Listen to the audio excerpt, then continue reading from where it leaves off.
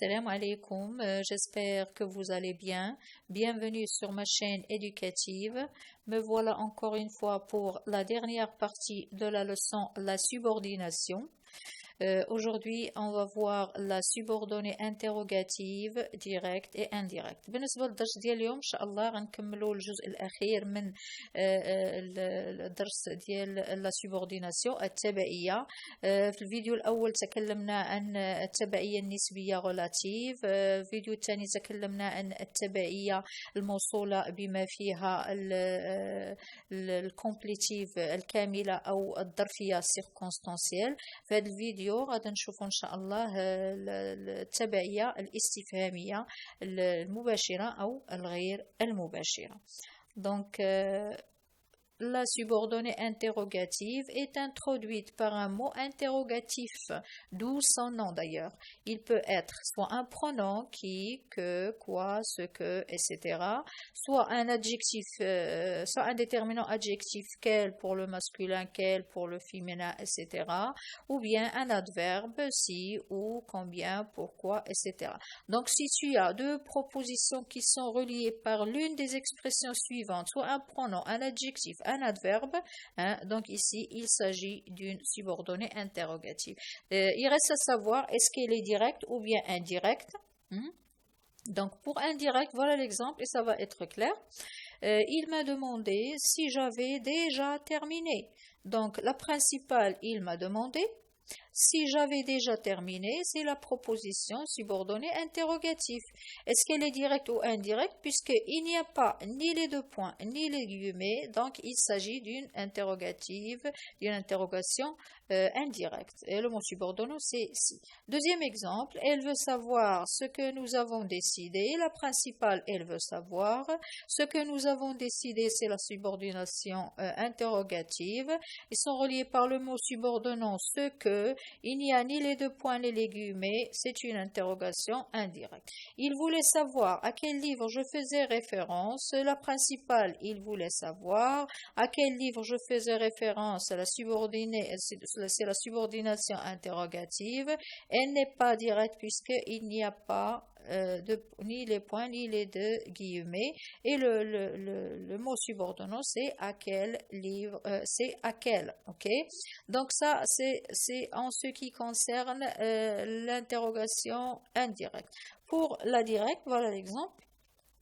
Le maître nous demande, voyez bien qu'il y a les deux points les guillemets, est-ce que vous avez compris la leçon? Donc ici la principale, le maître nous demande, et puisqu'on a les deux points et les deux guillemets, donc il s'agit d'une interrogation directe. Ok.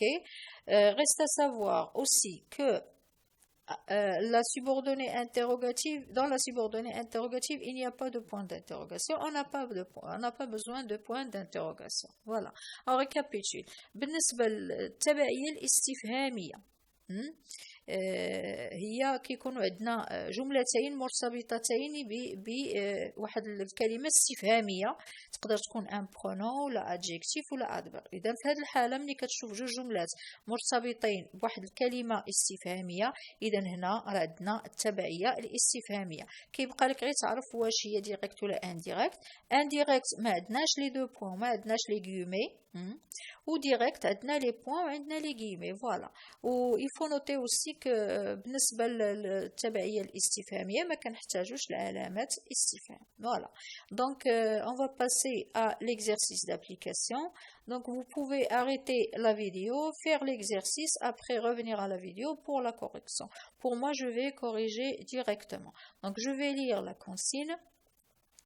Pour chaque phrase, souligne la principale et indique le type de la subordination. Donc ici, on a deux tâches à accomplir. On doit d'abord repérer la principale, la souligner, et puis indiquer de quel type de subordination s'agit-il dans chaque phrase. La première phrase.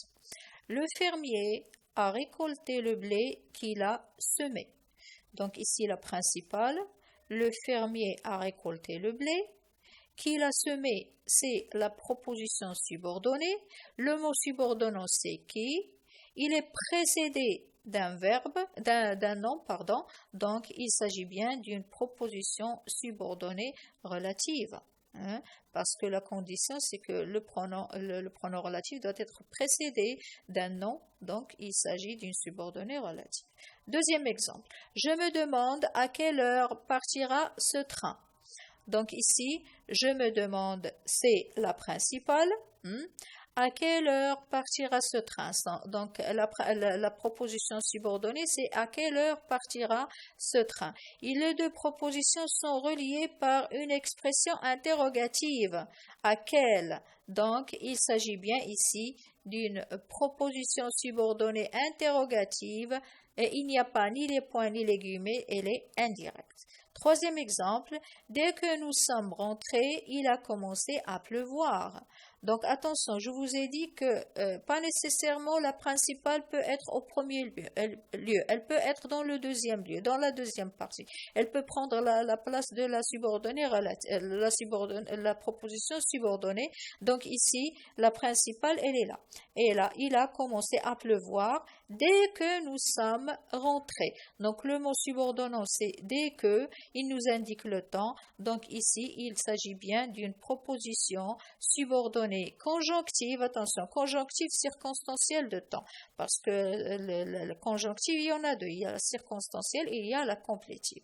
Donc ici, il s'agit d'une proposition subordonnée circonstancielle de temps. La phrase 4, elle me demande, est-ce que tu as compris la leçon? Donc la principale, elle me demande, et puisque il y a les deux points et il y a des guillemets, ça saute aux yeux, automatiquement c'est une proposition subordonnée interrogative, et puis il y a les deux points et il y a les guillemets, elle est directe. Phrase 5. Elle n'a pas mis son manteau alors qu'il fait très froid. On voit bien qu'il y a une opposition ici. Il fait froid et elle n'a pas pensé à mettre son manteau. Donc la principale, elle n'a pas mis son manteau. Alors qu'il fait froid, qu'il fait très froid, c'est la proposition subordonnée. Le mot subordonnant, c'est alors que. Et puisque alors que exprime l'opposition, donc ici on a une proposition subordonnée conjonctive circonstancielle d'opposition. Ici on a l'opposition. Phrase 6. Il travaille bien pour avoir un bon niveau. La principale, il travaille bien. Hein? La subordonnée pour avoir un bon niveau, le mot subordonnant c'est pour. Quel est le but du fait qu'il travaille bien? C'est pour avoir un bon niveau. Donc ici on a une proposition subordonnée conjonctive circonstancielle de but. Phrase 7. Il a une telle volonté qu'il obtient tout ce qu'il veut. Donc la principale, il a une telle volonté, la proposition subordonnée qu'il obtient tout ce qu'il veut. On a ici le mot subordonnant, c'est tel que, et il fait partie des expressions de quoi? De la conséquence. Donc ici, on a une proposition subordonnée conjonctive circonstancielle de conséquence. La phrase 8. Il est blanc comme neige. Donc ici, on a comparé entre la personne et la blancheur de la neige. Donc la principale, il est blanc. Comme neige, c'est la subordonnée. Ils sont reliés par le mot subordonnant comme qui nous indique la comparaison.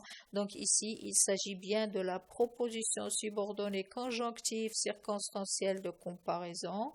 La phrase 9, je crois qu'on est obligé de passer la nuit à l'hôtel.